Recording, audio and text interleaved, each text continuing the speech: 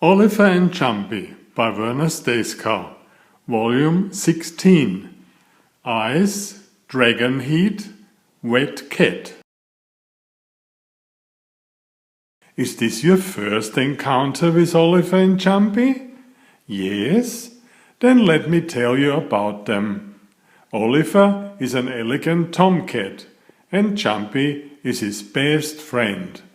They are always on the lookout for new adventures together. Oliver lives in a treehouse on the mighty oak tree. He is the most famous cat in the country. Ice by Werner Stacecar, illustrator Macy N. Reyes. I was shivering and pulled the blanket over my head, but I could not get warm. I slipped into my sweater. It was still early morning.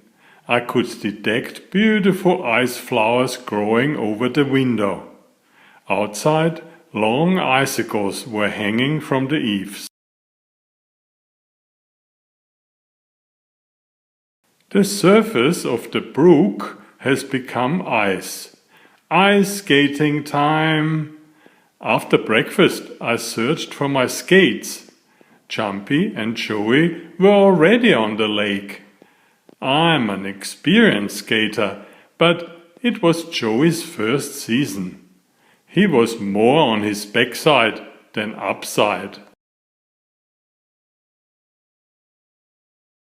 Cold of winter froze the lake, all for our pleasure's sake. Hard and sleek became the ice. Skating feels now very nice. Come along with us and ride. Let us slide from side to side, jumping high to twist and turn. Try again, you soon will learn. The brook runs off into the sea. Everything was frozen. On the sea ice, floes were shifting noisily. I helped Joey to stand upright. He was a little wobbly on his legs at first, but soon he moved well. Albert, his stopping skills were still lacking. I talked to Mousy, forgetting Joey for a second. When I turned around, he was gone. You can't leave this little rascal alone for a moment. I spotted his behind on the far side of the lake. I quickly skated to the spot where I had seen him last. Joey was skating down the brook. He did not know yet how to stop.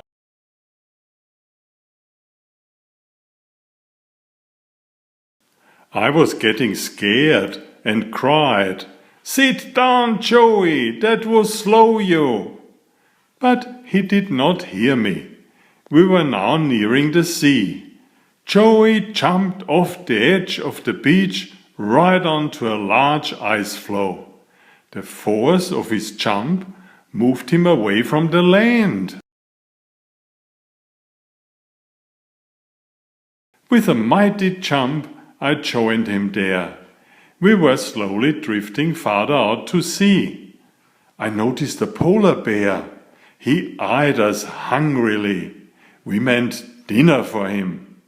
And we edged closer to his side. Bears are good swimmers too. Our situation was desperate.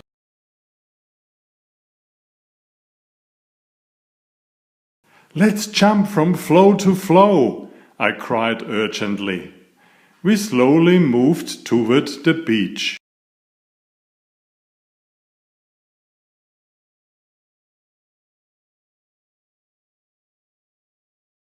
But the bear had followed us. Then I remembered our friends the whales. I put my mouth into the ice-cold seawater and cried, "Whales, please help us!" The bear was ready to attack us. He dove into the freezing water and swam toward us. I pushed a tree branch against the bear to hold him off. The sea suddenly parted right in front of us, and the head of a huge whale appeared. He had heard us calling for help. The bear immediately turned around and swam away.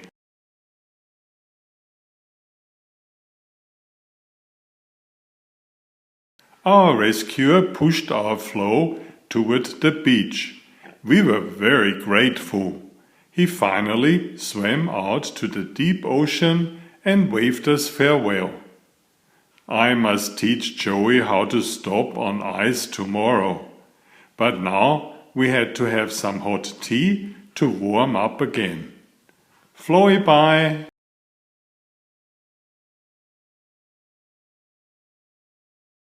Come and capture a dragon with Oliver. Dragon Heat by Werner Stacekow. Illustrator Macy N. Reyes. Walk, walk and walk around the lake, up and up the hill to Ghost Castle. Through and through the door to another adventure. Is that silly enough for you? Great! Jumpy and I are easily bored and always out for adventures. How about you? Do you like to sit and hope something happens? Or would you rather go and find an adventure yourself? Well, we went through that magic door hoping for a nice one. And first, it did not look like it. Before us lay a devastated landscape. Blackened trees were everywhere, burned by a fire. What had happened? Should we go back and try another door, Jumpy? This does not look promising.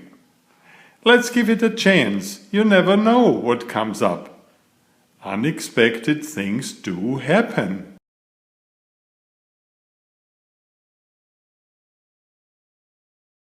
First, we could not see a living soul around. The fire had left nothing. Then there was movement on the road coming closer. A monster ant! She stopped in front of us, puffing from the run. She was twice our size.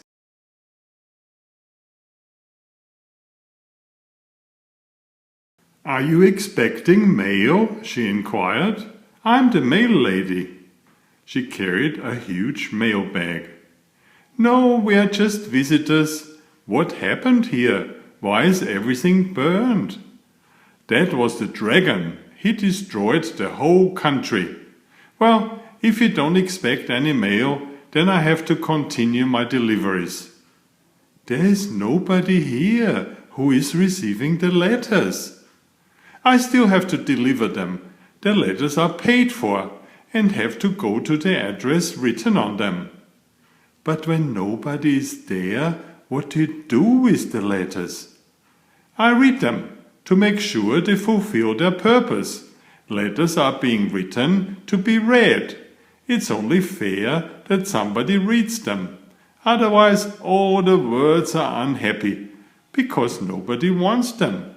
That's why I'm in a hurry. I have to read and answer all the letters. Bye. Now that makes some kind of sense, I guess. The ant post lady was gone in a jiffy to do her reading and running and reading until all letters had been serviced. I suppose that by the end of the day they were all at least happy to have given the post lady a job to do.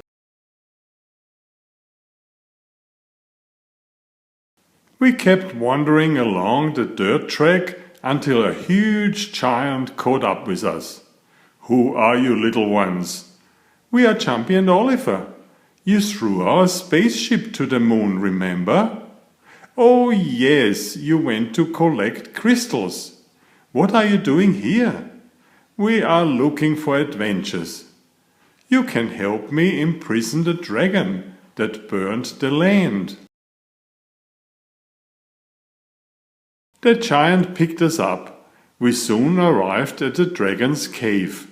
You hide behind the rocks. I will climb up the mountain so that I can drop a boulder on him when he comes out.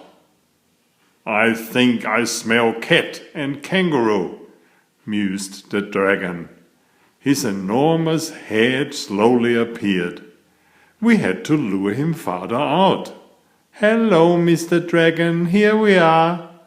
We made a short appearance from behind our rock.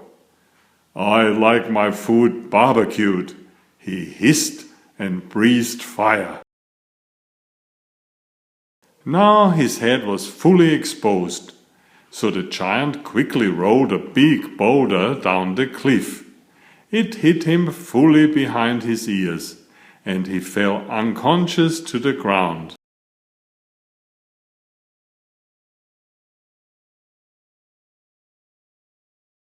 The giant came down and fixed iron shackles to his legs. Then he tied up his mouth so that he could not incinerate us. The dragon finally regained consciousness and was very angry.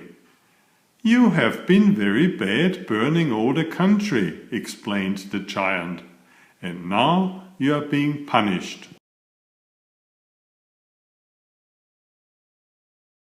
The dragon had to service the new village by heating the houses in winter. Each house had a pipe leading to the dragon's prison. He had to blow his hot breath into the pipe to earn his meals. In this way he could work off his debt to the people, and everybody had free heat. From then on people would say, "Turn on the dragon," when it was cold.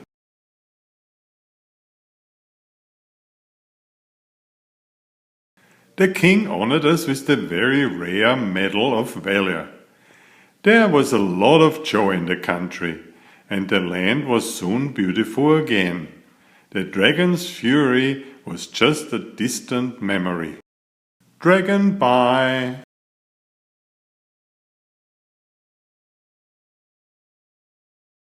Do you like to swim with dolphins? Wet Cat by Werner Stacekow.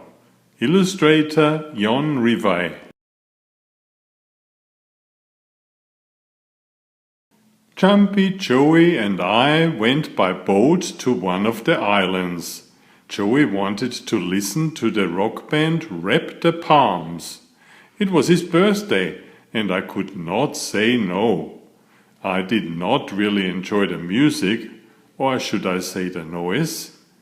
I had to stuff my ears with tissue.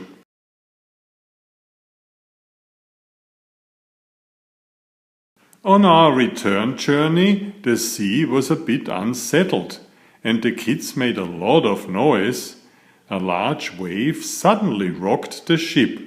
I lost my balance and went overboard. While I was trying to reach the surface, our boat was already quite far away. I called after them, but the noise of the motor and the kids drowned out my screams. I'm a fairly good swimmer, but being a cat, this was not really my world. We do not look our best when we are all soggy. My misfortune happened right in the middle of the sea, between the island and the Zealandia shore. That meant a long swim.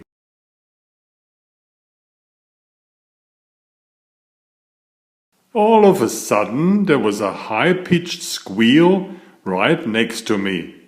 Big grey bodies were flipping out of the deep sea. I was petrified. Am I going to be eaten now? But they were a school of inquisitive dolphins checking me out. What is a cat doing in the sea? One dolphin asked, jumping high. I explained my misfortune. We will help you get back to the boat. Climb on my back. Quickly, Dolphy, the leader, dove under me. I tried to sit on his slippery back. and hold on to his dorsal fin. With the help of two of Dolphy's mates, we were on our way. After my scary, lonely swim, this was definitely a turn for the better. I really enjoyed the ride. A bit later I could see my boat returning. The ship stopped near us and I was heaved on board. Jumpy and Joey were in tears. "We thought you drowned. You are our best friend." The dolphins kept us company until we reached the harbor.